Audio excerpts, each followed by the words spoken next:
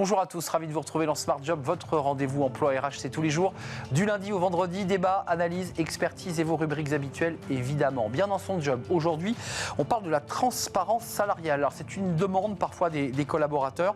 On va revenir sur un retour d'expérience à travers Charles de Fréminville, il est le DRH de Lucas. Il pratique la transparence salariale, il est notre invité. Smart Philo, le conflit de valeurs entre les générations au bureau, les jeunes et les vieux, je mets les guillemets évidemment. Y a-t-il d'ailleurs vraiment un conflit de valeurs et de génération? On va en parler avec Marianne Mercier, consultante philosophe pour les organisations. Et puis dans le cercle RH, c'est le sujet de l'année, la révolution au travail, la quête de sens, le télétravail, la semaine de 4 jours. Le travail fait sa révolution. On en parlera avec 3 experts de ce dossier, dont Sophie Thierry, présidente de la commission travail et emploi au CESE.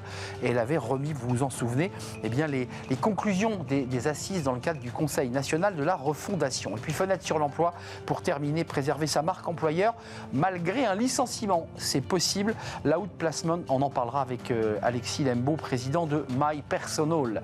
Voilà le programme. Tout de suite, c'est bien dans son job.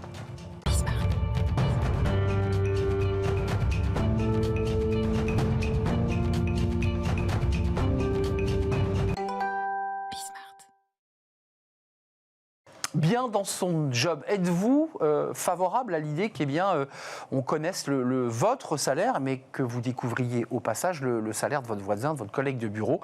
C'est possible, ça se pratique et on va en parler avec Charles de Fréminville. Bonjour Charles. Bonjour. Ravi de vous accueillir. Alors vous êtes le DRH de Lucas. Ouais.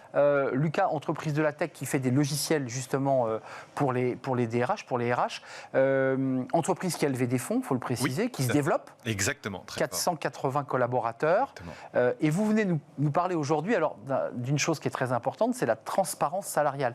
C'est venu du board ou c'est venu de la base qui vous a dit régulièrement dans les entretiens annuels ça serait peut-être pas mal qu'on ait un peu plus de transparence. Comment ça naît, cette idée? Ça naît dès le départ.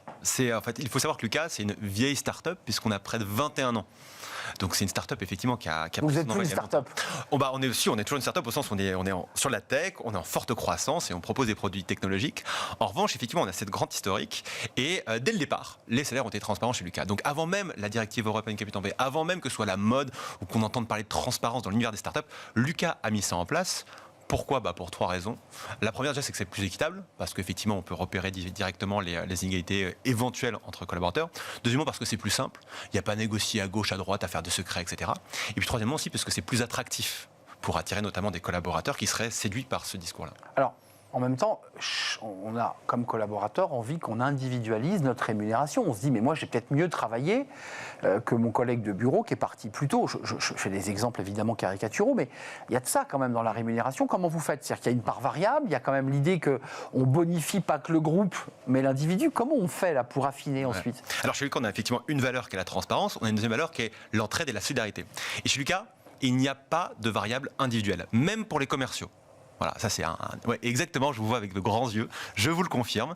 On a en revanche un intéressement, qui est donc un variable collectif, assis sur l'état de l'entreprise au global, qui est très important. Cette année, chaque Lucasien qui a été présent toute l'année va toucher près de 5 000 € d'intéressement, donc c'est des belles primes, et qui incarnent effectivement cet état d'esprit collectif. Mais ça veut dire que le commercial qui fait le double de son collègue aura le même intéressement que celui qui a fait 2 fois moins. Tout à fait. Mais là, on est sur le court terme, c'est-à-dire le salaire de la fin du mois, de la fin d'année. Mais si on dézoome un petit peu, les collaborateurs effectivement qui sont potentiellement plus performants ou qui sont juste dans une dynamique plus forte, on peut aussi les faire progresser plus rapidement. Comme on grandit très fort et très vite, un collaborateur qui rentre chez Lucas après une sortie d'école, parce qu'aujourd'hui on recrute plus de 200 personnes, dont la moitié qui sont près de sortie d'école. Là, vous êtes en recrutement, il faut le préciser là. Plus de 200 personnes rien que cette année. 480 plus 200 personnes en prévision. Exactement. On va être 900 en 2025. Donc, vous voyez, on a encore du travail pour attirer et recruter. Juste un mot, parce que je ne sais pas si le grand public et ceux qui nous regardent le savent, mais vous avez évoqué cette directive européenne. C'est-à-dire que bien avant tout le monde, Lucas avait anticipé. Ouais. D'une manière presque philosophique, vous le souhaitiez. La directive, là, elle a été transposée ou pas, là, vous qui suivez ça de près? Alors, je crois qu'elle a été transposée, effectivement. Je dirais que nous, on suit ça de moins près, parce qu'effectivement, on n'est pas concernés. Mais qu'en revanche, ça fait maintenant plusieurs années que l'esprit, on va dire, de cette transparence vient sur les plateaux, que des confrères RH m'en parlent. Et donc, pour le coup, on en est des fervents supporters de cet esprit-là. Concrètement, ça se passe comment chez Lucas?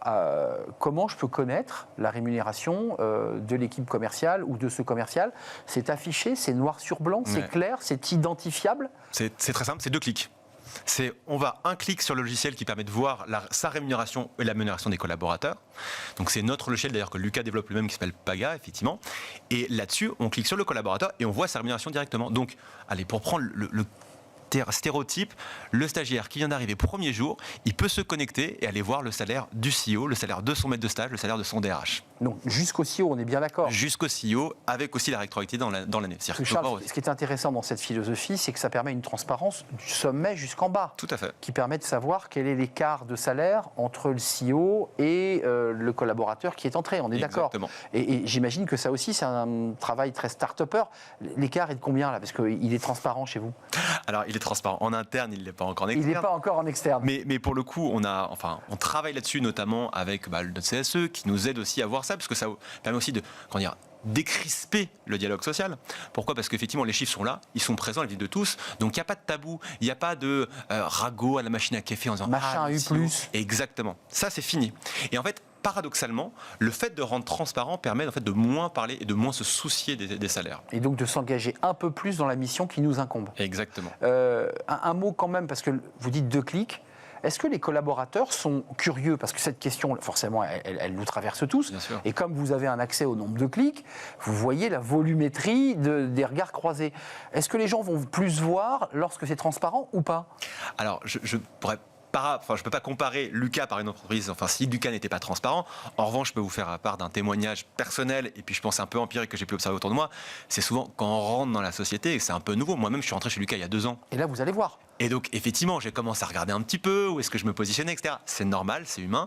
Et puis, au bout d'un moment, j'ai fait « Ok, c'est bon, j'ai compris. Je vois aussi que c'est géré de façon saine et durable. Et donc, à partir de là, j'arrête d'y aller tous les 4 matins. » Donc, c'est une initiative extrêmement saine, vertueuse, qui permet évidemment, j'imagine, d'attirer. Plus simple pour les managers aussi, j'imagine, dans leur gestion d'équipe. Oui, je pense. Là, en l'occurrence, les règles sont claires. On a une grille, un salaire qui est clair et attendu. Voilà. Pour continuer aussi sur comment est-ce qu'on arrive à valoriser les collaborateurs qui sont des top performeurs, on leur propose aussi de croître plus vite dans l'entreprise. C'est important. En 2-3 ans, un collaborateur qui sort d'école peut devenir manager chez Lucas. C'est une expertise, une perspective vraiment forte. Et donc, ça, engage autant que le petit bonus que je pourrai avoir à la fin du mois. Transparence des salaires chez Lucas, 480 collaborateurs, et c'est l'occasion de vous dire qu'ils recrutent. Cette émission vous donne aussi la possibilité de dire qu'il y a 200 recrutements qui sont en prévision. Vous allez avoir du travail, Charles, oui, dans le recrutement avec vos équipes. C'est Lucas et c'est la transparence des salaires, des rémunérations et des variables, donc de fait. Oui. Et des variables. Merci de nous avoir rendu visite, c'est un vrai plaisir. On tourne une page, on fait un peu de philo, puisque votre esprit était très philosophique à la naissance de Lucas il y a 20 ans. On fait de la philo. Y a-t-il des conflits de génération? Oui, entre les anciens, entre les seniors, entre la génération Z. On en parle tout de suite dans Smart Philo.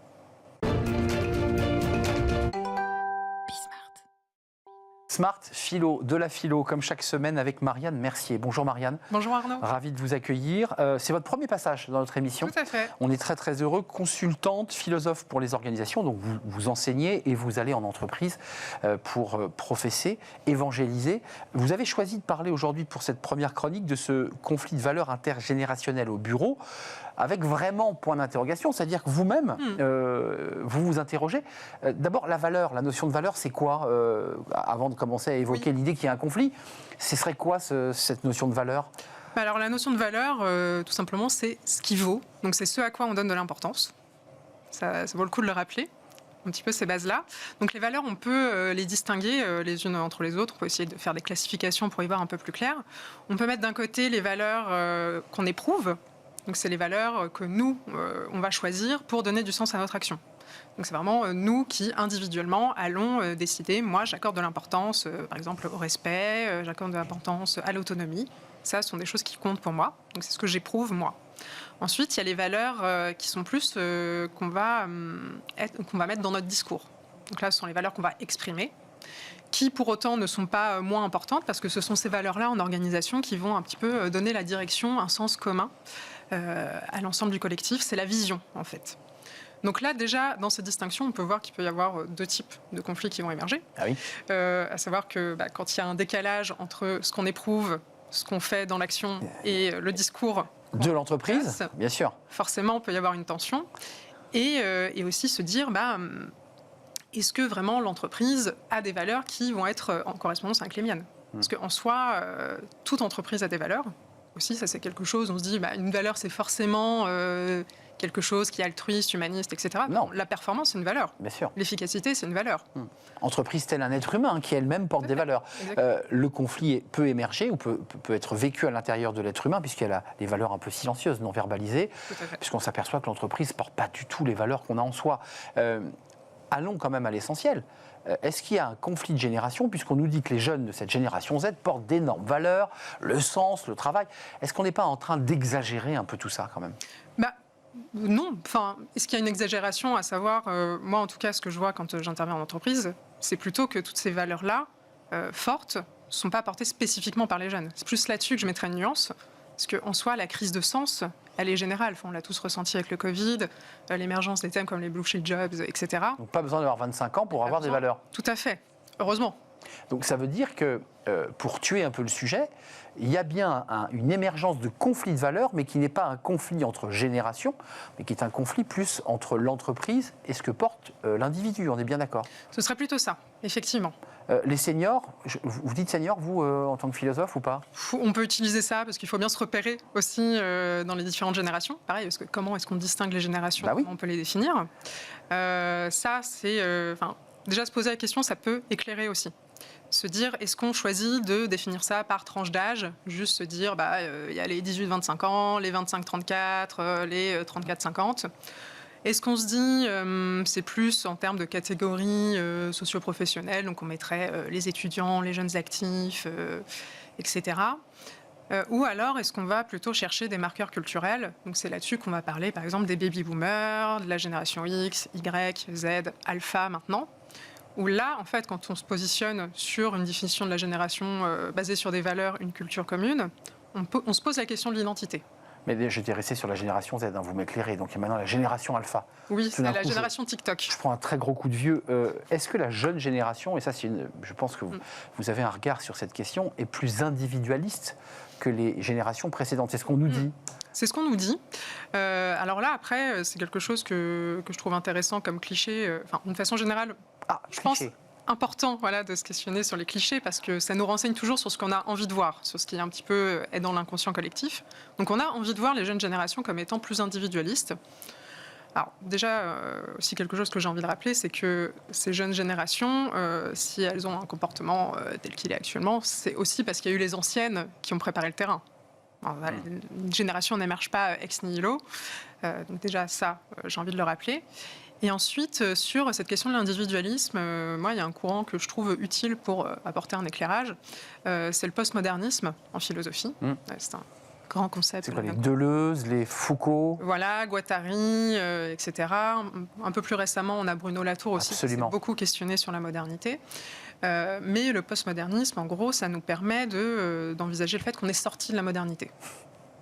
Donc on est sorti de l'idéal des Lumières, l'idéal de la raison, de la vérité scientifique, qu'on serait en quête permanente, en recherche là-dessus. On aurait donc tourné cette page. Voilà, on serait où alors ? cette page, et finalement, on serait un petit peu livré à nous-mêmes.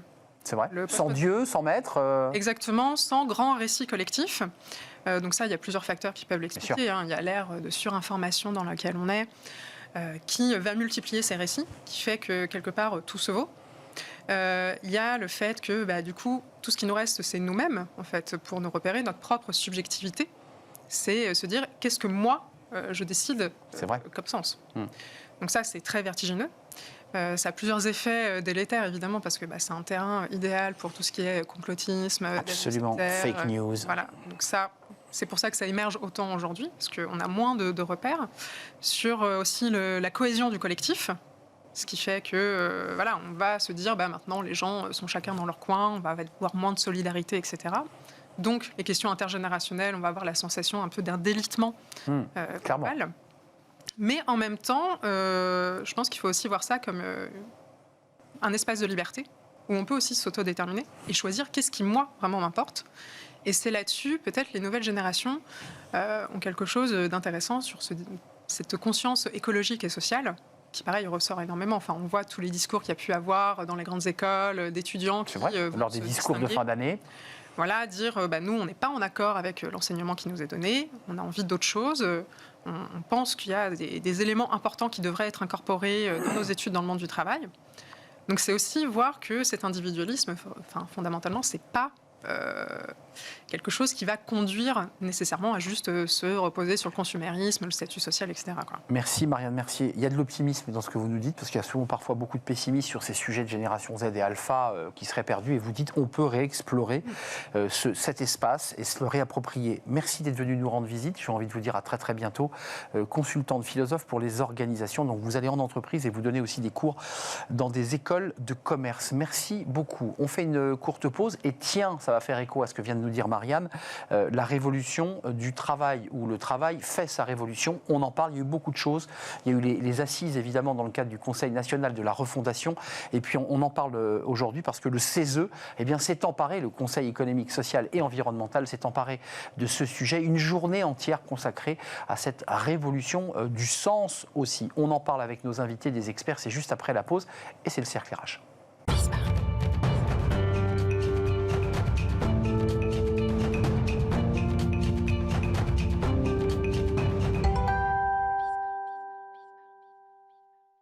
Le cercle RH, notre débat quotidien pour parler du travail. Alors on en parle évidemment très régulièrement. On en parle aujourd'hui parce que le Conseil économique, et social et environnemental s'intéresse, s'empare de ce sujet d'une manière très approfondie. Une journée de réflexion avec les meilleurs experts, avec les représentants syndicaux, Laurent Berger, Sophie Binet de la CGT, Vievorka, MEDA, enfin tous ceux qui, de près ou de loin, depuis des années, s'intéressent à cette question du travail. Le travail qui fait sa révolution, c'est le thème de notre émission aujourd'hui. Et on en parle avec des spécialistes qui sont certains membres ou ex-membres du CESE. Sophie Thierry, merci d'être là et merci d'avoir répondu à notre invitation. Présidente de la commission travail et emploi du CESE, c'est vraiment votre sujet. Et vous avez été, rappelons-le, c'était hier, garante des assises du travail et vous avez remis les conclusions dans le cadre du Conseil national de la refondation et vous étiez sur le focus travail. Quel dommage d'ailleurs que ce Conseil national de la refondation n'ait pas été mis plus en valeur parce qu'il en est sorti beaucoup de choses très intéressantes. Merci d'être là. Et puis à vos côtés, Bruno Palier. Bonjour Bruno. Directeur de recherche au CNRS Sciences Po, entre autres, ancien membre du Conseil économique social, c'est dire les gens importants que compose ce Cénacle. Un petit mot quand même sur les assises, j'ai envie de faire le pont, parce qu'il y a eu la remise de ces conclusions, et puis là, immédiatement après, quasiment 3 semaines après, le CESE s'empare de ce sujet. Pourquoi c'est si important pour le CESE, pour vous et pour les acteurs, de s'emparer de ce sujet? Pourquoi il y a une sorte d'urgence à parler de ce sujet? Moi, je dirais que l'urgence, elle vient, elle est presque un phénomène post-Covid. Il y avait un tas d'évolution, de transformation du travail en cours que certains avaient déjà commencé à saisir, mais que le Covid et le confinement et l'explosion du télétravail, même si il faut quand même rappeler que c'est seulement 1/3 des salariés qui sont concernés, mais cette massification du télétravail a vraiment profondément modifié la donne. Et on l'a vu d'ailleurs à la rentrée de 2021, il y a eu un tas de tensions sur le marché du travail. Clairement. Pénurie de main-d'œuvre. Absolument, des difficultés de recrutement très importantes et presque jamais vues dans certains secteurs d'activité. On voit que les rapports au travail sont en train de bouger fortement et que c'est un sujet social, économique, et puis on aura peut-être le temps d'y revenir, on pense aussi environnemental. Et environnemental, ça a une incidence, évidemment. On parlera du télétravail, de la semaine des 4 jours, moins de déplacements en voiture, moins de déplacements, moins de fatigue. L'urgence, peut-être... Il y a urgence ou pas? Il y a une urgence, en tout cas, il y a une mise sur l'agenda public, puisqu'en fait, on croyait qu'on faisait une réforme des retraites, mais ce n'est pas vraiment une réforme des retraites. C'est demander aux Français de travailler plus longtemps, et une majorité de Français a dit pas dans ces conditions.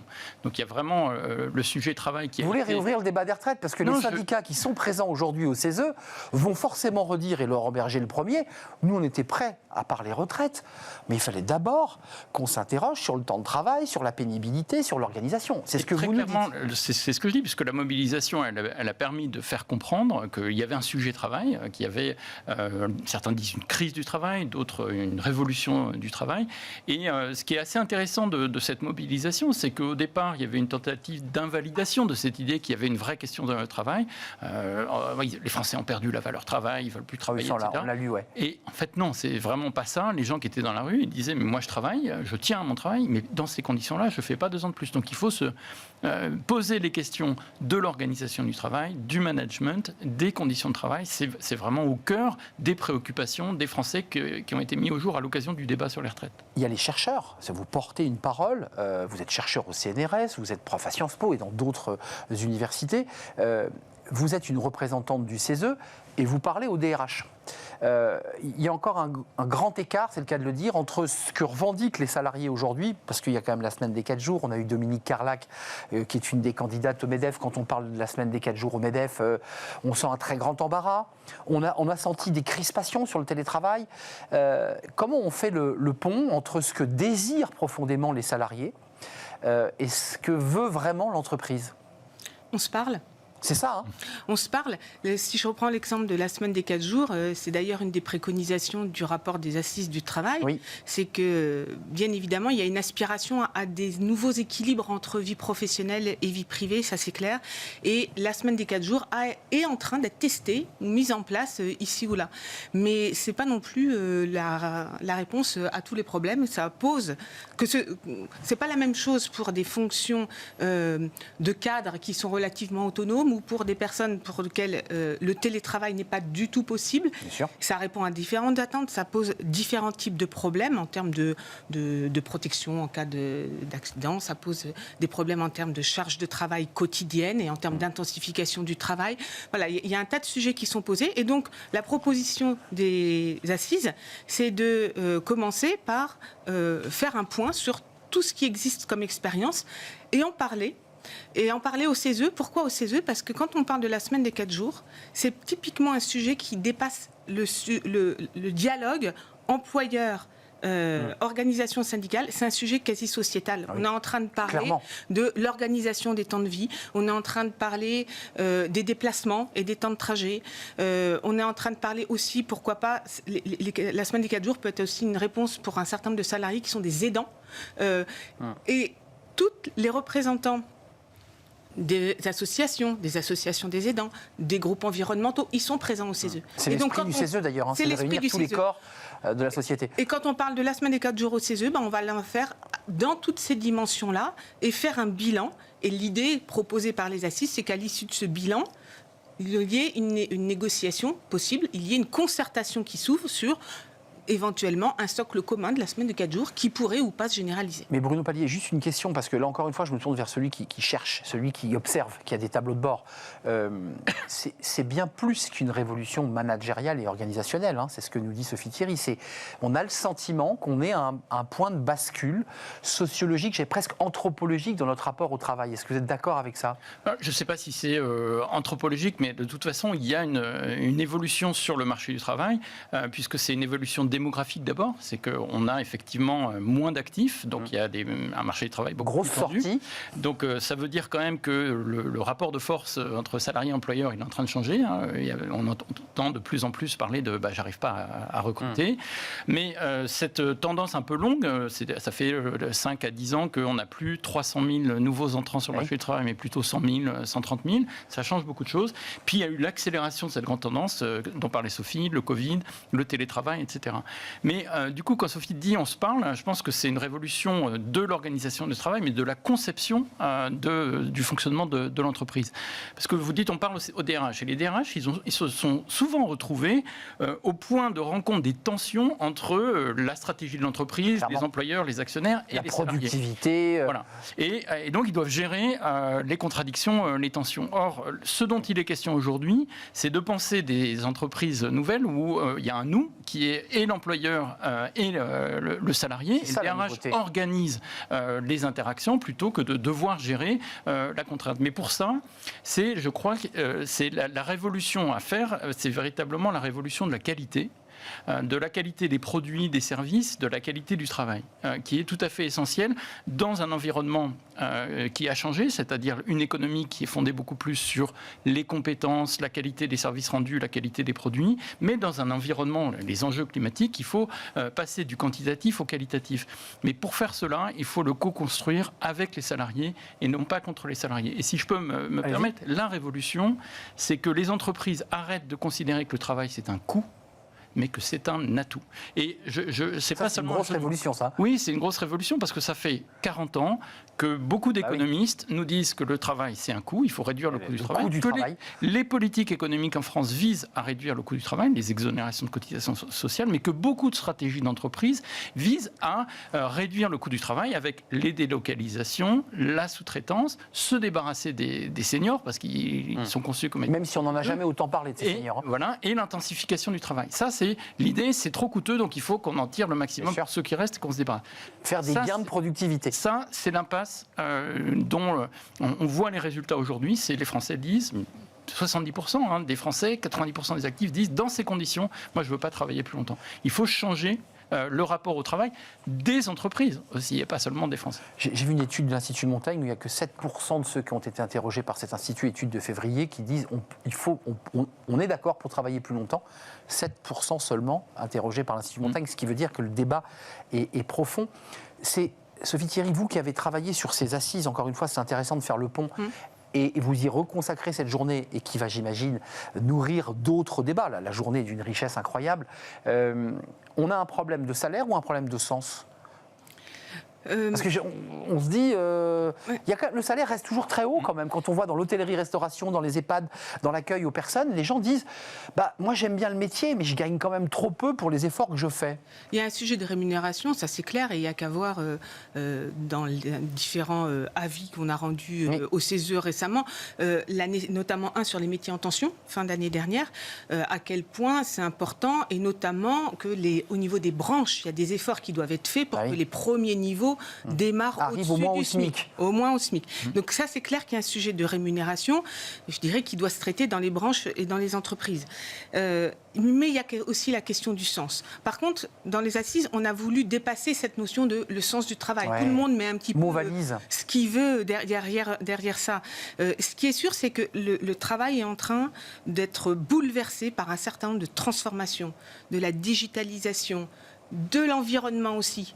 De l'environnement qui modifie un certain nombre de règles professionnelles, qui modifie les modalités de déplacement et pour lesquelles on voit aussi qui génère une exigence de cohérence éthique beaucoup plus forte que les salariés attendent de l'entreprise. Ils challengent leur entreprise. Et y compris celles qui sont engagées dans des démarches RSE, par exemple, que ce ne soit pas du greenwashing et elles attendent des preuves. Mais je reviens du coup sur la question avant, c'est que face à ces énormes transformations qui doivent être faites, qui doivent être conduites, il n'y a qu'une seule solution, c'est le dialogue. Il n'y aura pas de solution qui vienne. C'est bon de vous entendre dire ça, vu le contexte. Des dirigeants, que ce soit des dirigeants d'entreprise ou d'autres. C'est le dialogue. Et il y a trois choses très importantes qui sont dans. Mais le CESE porte cette question-là.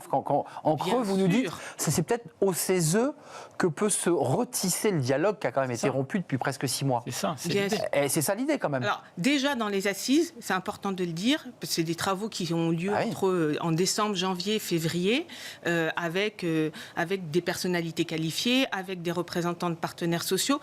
L'axe fort de ces assises, c'est quand même de regagner la bataille de la confiance. Et du dialogue. Via des pratiques managériales renouvelées, moins de reporting, moins d'organisation ultra-pyramidale, mais plus de responsabilisation des équipes, du dialogue professionnel et de l'écoute des travailleurs. Et ça, c'est une préconisation forte qui, d'ailleurs, se retrouve aussi bien dans les assises que dans les derniers avis du CESE, c'est d'intégrer dans le Code du travail le principe d'écoute des travailleurs. Très important. Et on dit bien des travailleurs parce que ça se ça vaut pour les entreprises privées, quelle que soit leur taille. J'entends bien. Et ça vaut aussi pour le secteur des fonctions publiques. Et vous dites travailleurs, et vous ne dites pas collaborateurs. Les mots ont un sens. Absolument. Bruno Palier, vous vouliez intervenir. J'avais une question sur la question sens ou salaire, la clé pour les salariés, c'est la reconnaissance. Donc des fois, la reconnaissance, elle se traduit par une augmentation salariale. D'autres fois, c'est aussi reconnaître la contribution de chaque salarié à l'œuvre collective. Là, il y a un vide sur ce sujet-là. Toutes les études que l'on a examinées sur ce plateau montrent que la forte demande, c'est presque « aimez-moi ». Aimer le travail que je fais. Et il y a une sorte de frustration. Ça, vous le constatez? On le constate complètement sur les enquêtes sur le sens du travail, la satisfaction au travail, les conditions de travail. Une des questions clés, c'est est-ce que ma contribution est reconnue dans l'œuvre collective de l'entreprise. Vous dites travailleur ou collaborateur? Non, moi je dis travailleuses et travailleurs, parce que salarié, c'est un peu passif, parce que collaborateur, c'est pas forcément le sentiment qu'on a suivant le mode de management en tout cas. Et là, je reviens sur la question essentielle de à la fois l'organisation du travail, c'est comment on organise la production, les services, etc.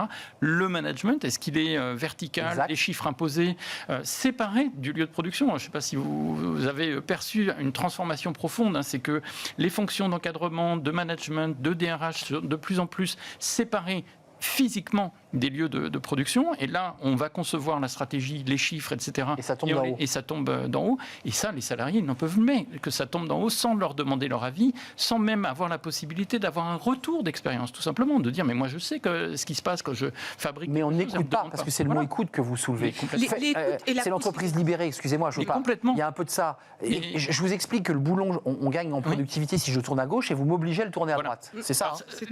Là-dessus, donc on va en parler aujourd'hui de ces modes de management. On a un peu de taylorisme, un peu d'artisanat qui reste, mais les deux, c'est le lean et c'est le libéré ou l'apprenant.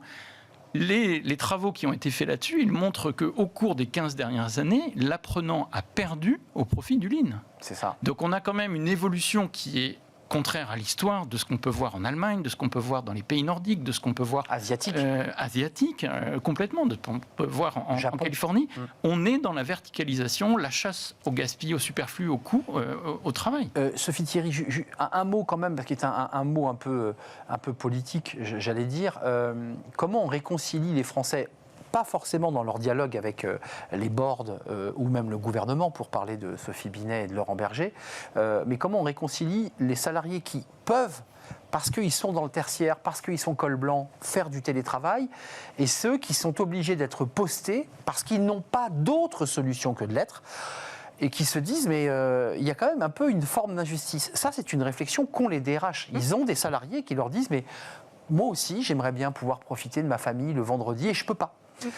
Comment on traite cette question-là? Comment on l'adresse, pour utiliser un mot d'entreprise? Ça peut être très différent selon les secteurs d'activité, d'où l'idée d'expérimenter la semaine de 4 jours. Et oui. La semaine de 4 jours on y revient. Peut être une des solutions, mais ça peut être une des solutions et il peut y en avoir d'autres. Pour rebondir sur ce que venait de dire Bruno, notre rapport aux assises s'appelle « Reconsidérer le travail ». C'est-à-dire qu'il y a un besoin des travailleurs d'être reconnus dans leur travail. Moi, je ne sais pas si ces travailleurs qui télétravaillent et ceux qui ne télétravaillent pas sont opposés, s'il y a besoin de les réconcilier. Ce qu'ils ont tous besoin, c'est que leur contribution à une œuvre collective soit reconnue en tant que telle. Et on l'a vu par exemple au moment du Covid, plusieurs études ont montré ça, que les équipes de soignantes, notamment d'infirmières, d'infirmiers, de médecins dans les hôpitaux, ont bien évidemment eu affaire à un afflux de patients et à des conditions de travail très difficiles, très intense, mais ils ont tous dit qu'ils avaient retrouvé le sens de leur travail qui était de soigner coûte que coûte et non pas de répondre à un certain nombre de procédures, de consignes. Des ordinateurs. Voilà. Et on leur refaisait confiance pour trouver la solution, pour faire face à l'urgence, pour faire face à l'urgence de soigner. Et c'est ça que tout le monde a envie de retrouver. Il y a effectivement une étude qui dit que la place du travail est passée des années 90 à 60%, à 24% aujourd'hui, mais en même temps, on a une étude de l'Institut Montaigne qui explique que 77% des Français disent qu'ils aiment leur travail.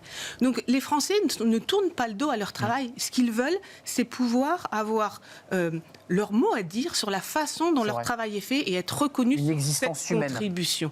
Et c'est pour ça que repenser les modes de management, réinstaurer, généraliser du dialogue professionnel, c'est-à-dire du dialogue social, pas sur Moi, des j'entends écoute, agendas. le mot écoute. Voilà, pas sur des agendas uniquement administratifs, mais qui est un dialogue sur le travail, donc de proximité, et puis l'écoute de salariés, notamment sur tout ce qui est organisation et conditions de travail.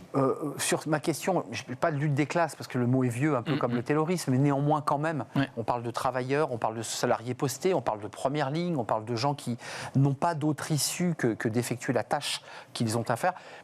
Comment les choses peuvent évoluer, parce que c'est un débat politique qui est posé aussi aux hommes politiques. Comment réenchanter le travail lorsqu'on est malgré tout dans un hangar et qu'on conduit un Fenwick? Moi, je pense qu'il ne faut pas se voiler la face quand on dit écouter les salariés, dialogue social, compromis, c'est sortir de la lutte des classes. Or, on a peut-être un peu trop de représentants syndicaux et patronaux et de salariés qui sont dans cette vision. Le 20e siècle. Le 19e. Hein, 19e, l'industrie, ouais, voilà. exact. Mais moi, ce que je voulais dire, parce que vous parlez d'entreprises libérées, je ne sais pas si vous savez, mais il y a des expérimentations actuellement dans les entreprises de ménage, d'aide à domicile, dans les entreprises de soins en personne, d'organisation apprenante, où donc on va ouvrir les questions de quand est-ce que ça vous arrange de travailler, d'essayer de tenir compte de cela, de faire du retour d'expérience sur tel client, sur tel trajet, etc. Ça fait de la marque employeur aussi. Hein. Mais complètement. Mais si vous voulez, ce que je voulais dire là, c'est pas réservé au top. Ça peut être aussi pour des métiers de première ligne. Exactement. Il ne faut pas s'imaginer qu'il y a les privilégiés parce qu'ils ont des diplômes, des qualifications reconnues, que eux, ça va être facile, télétravail, etc. Parce que il y a aussi des problèmes là de sens, notamment. On l'a vu sur AgroTech, etc. Mais il y a la possibilité d'organiser les choses de façon beaucoup plus horizontale et inclusive, y compris pour ces métiers de première ou de seconde ligne. Merci à vous. La journée est très riche. Je vous laisse filer au CESE. Le CESE, on l'aura compris, il faut le redire, parce que le CESE, certains évoquaient même l'idée de le supprimer, puisqu'il ne servait à rien. Et quand on voit cette journée et la qualité des intervenants, on voit l'utilité de cette caisse de résonance qui peut être presque l'avant-garde. C'est peut-être comme ça que vous l'imaginez, j'imagine, de la réflexion. Tout à fait. Et voilà, après 40 ans de politique de débat sur l'emploi, on vient enfin sur les sujets du travail, c'était nécessaire. Et c'est peut-être parce que le chômage de masse n'est plus aussi prégnant. Mais le CESE, c'est un lieu où il y a les organisations syndicales, les organisations patronales. Les associations. Mais les associations, les groupes environnementaux. Et du coup, on a une vision sur le travail qui est beaucoup plus ouverte. On vient de faire un avis travail et climat. Comment le climat vient impacter les organisations du travail, voté à l'unanimité. Et là, le CESE est vraiment au rendez-vous du débat sur le travail, impacté par des choses qui dépassent peut-être le périmètre traditionnel du dialogue social. Vive le CESE, tiens, ça fait du bien de le dire, après des années où des personnes souhaitaient le supprimer. Merci à vous, Sophie Thierry, présidente de la commission Travail, Emploi au CESE, à l'origine, avec d'autres, de cet événement important. Et il aura des conséquences. Et j'espère que vous reviendrez peut-être nous faire les conclusions de tout ce qui aurait été dit. Merci Bruno Palier, parce que vous n'êtes pas tout à fait, vous n'êtes pas anodin dans le dispositif non plus. Vous avez joué votre place. Vous êtes directeur de recherche CNRS Sciences Po et vous allez vous aussi filer au CESE pour une journée importante autour des questions de travail. Merci à vous. À bientôt, j'espère. On tourne une page, fenêtre sur l'emploi, et j'accueille mon invité évidemment.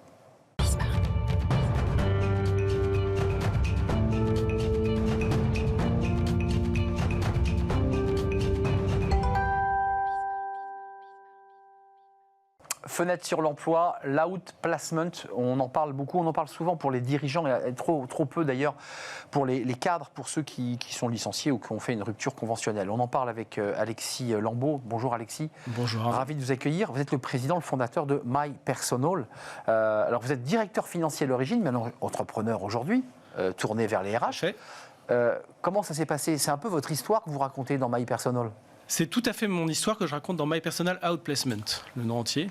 Et effectivement, moi j'étais directeur financier, donc rien à voir avec les RH. Et puis un jour, après le Covid, mon entreprise s'est réorganisée, mon poste a disparu. J'ai moi-même été licencié et ma boîte m'a proposé un outplacement. Et c'est comme ça que j'ai atterri dans ce domaine, dans le domaine des RH et dans le domaine de l'outplacement. Pour qu'on y voit bien clair, que c'est des anglicismes, onboarding, offboarding, outplacement, MyPersonal outplacement pour être complet. C'est quoi l'outplacement? Alors l'outplacement, c'est une prestation de conseil et d'accompagnement dans la transition professionnelle. Donc clairement, c'est un coaching qui va vous aider de votre poste actuel quand vous êtes licencié ou quand vous faites une rupture conventionnelle et qui va vous emmener vers votre prochain poste, votre prochain challenge avec quelque chose qui sera vraiment en adéquation avec ce que vous voulez vraiment. Donc c'est quelque chose qui va vous aider à retrouver plus rapidement et plus durablement. Ça veut dire destiné quand même aux cadres dirigeants ou à ceux qui ont pris un très gros chèque en égo et eux ont les moyens, je dirais, sur ces fonds de préparer. L'outplacement, c'est quoi? C'est se former, se reformer, reprendre confiance. Qu'est-ce que vous proposez et qu'est-ce que vous aviez fait, vous, dans votre histoire? Alors, il y a plusieurs phases. La première phase, c'est déjà de faire le deuil de la période passée. Puisque vous sortez d'une entreprise, généralement la rupture ne se fait pas toujours très très bien. Donc il y a une première phase qui consiste à faire le deuil et à se projeter avec une nouvelle dynamique dans un nouvel avenir, je dirais. Donc on a pris un petit coup sur la tête. Exactement. Et vous, votre boulot, c'est quand même de remettre les personnes sur leurs pieds. Exactement. Et la deuxième phase, c'est donc de comprendre, c'est ce qu'on appelle l'introspection, c'est de comprendre réellement ce que les personnes veulent, ce qu'elles peuvent faire, ce qu'elles veulent faire, ce qui va les équilibrer dans la vie, pour ensuite partir dans cette nouvelle opportunité. On voit ce chiffre, 157 900 CDI rompus pour des causes non économiques. Et en préparant l'émission, vous me disiez, attention, puis il faut rajouter aussi les ruptures conventionnelles. Exactement. Donc on est à quoi, 500 000? On est en gros à 500 000, un peu plus de 500 000, uniquement pour les cadres intermédiaires et les employés de bureau. Ça veut dire qu'hormis cette catégorie, je dirais, un peu privilégiée, les autres sont livrés à eux-mêmes. Totalement. Uniquement, il n'y a que les cadres qui vont être accompagnés, les cadres dirigeants, qui vont être accompagnés. Donc vous avez la grande majorité, 99% des gens, qui ne vont pas être accompagnés, tout simplement parce que ça coûte trop cher. Alors, vous faites comment, vous, pour accompagner ceux qui n'ont pas justement les moyens de le faire? Pôle emploi, CPF, comment vous faites? Non, moi je suis complètement à part. Je propose une solution vraiment originale qui est vraiment de proposer cet outplacement qui est extrêmement efficace, qui a un accompagnement personnalisé dans la transition, mais je l'ai digitalisé de manière à le rendre extrêmement abordable. Donc, contrairement aux dirigeants qui vont faire quelque chose de physique, de très cher, ma solution est très abordable et est accessible pour les cadres intermédiaires. Parce que l'idée, c'est de massifier. On a bien compris que les cadres dirigeants, c'est une tête d'épingle. Là, vous touchez, et en tout cas, vous allez chercher un public très large. Grâce à quoi? Une appli, une digitalisation, et on est accompagné pas à pas. C'est ça l'idée? Exactement. Il y a 3 axes dans l'offre que je propose. Le premier axe, c'est une sorte de coaching virtuel. Donc la personne est en face de son ordinateur, tout simplement. Elle va suivre un parcours digital avec du coaching virtuel, avec des exercices à faire. Tout ça va l'amener progressivement à justement développer son employabilité et trouver son prochain poste. Le deuxième axe, c'est un coaching personnel. Donc la personne va être accompagnée par un coach. Tout va se faire en visio de manière à réduire les coûts au maximum. Et le troisième axe, c'est un accompagnement de groupe, c'est-à-dire que vous allez vous retrouver avec des personnes qui font le même parcours secteur que vous. Ouais. Et qui vont permettre de vous aider, de vous booster, de vous donner leur énergie pour avancer ensemble. Alexis, c'est l'entreprise qui licencie, qui va prendre en charge une partie de cette formation ou pas? Normalement, un outplacement est financé intégralement par l'entreprise. C'est l'entreprise qui finance. Exactement. Donc ça veut dire que dans la négociation et dans la rupture conventionnelle, il y a dans l'article signé du contrat, de la convention, une ligne outplacement. Exactement. Et l'idée, c'est qu'évidemment, il vaut mieux aller chez My Personal Outplacement. Il vaut mieux aller chez My Personal Outplacement, tout simplement parce qu'aujourd'hui, il n'y a pas de solution vraiment comparable aujourd'hui, qui soit digitale et de masse, comme vous l'avez donné. Vous avez des solutions qui sont essentiellement tournées vers les dirigeants, qui de toute façon sont inaccessibles pour la plupart des gens. Donc, il faut venir chez nous. Et par ailleurs, c'est une question de coût, et donc c'est une vraie réflexion que vous avez menée comme directeur financier, puisqu'il y a quand même l'idée du coût. Voilà, on n'oublie pas ses racines. J'ai un axe très pragmatique, donc tout ce que j'ai fait est très pragmatique. Mais tout parcours est fait pour ça. Merci Alexis d'être venu nous rendre visite. Alexis Lambeau, président de My Personal Outplacement, pour donner le titre entier. Merci de nous avoir rendu visite. Merci Arnaud. C'est la fin de notre émission. C'était un vrai plaisir de partager ce moment avec vous, avec mes invités. Merci à toute l'équipe, Raphaël à la réalisation, Héloïse au son. Merci à l'équipe de programmation, évidemment Nicolas Juchat et Alexis. Je vous retrouve demain pour une nouvelle émission Smart Job. D'ici là, portez-vous bien. Bye bye.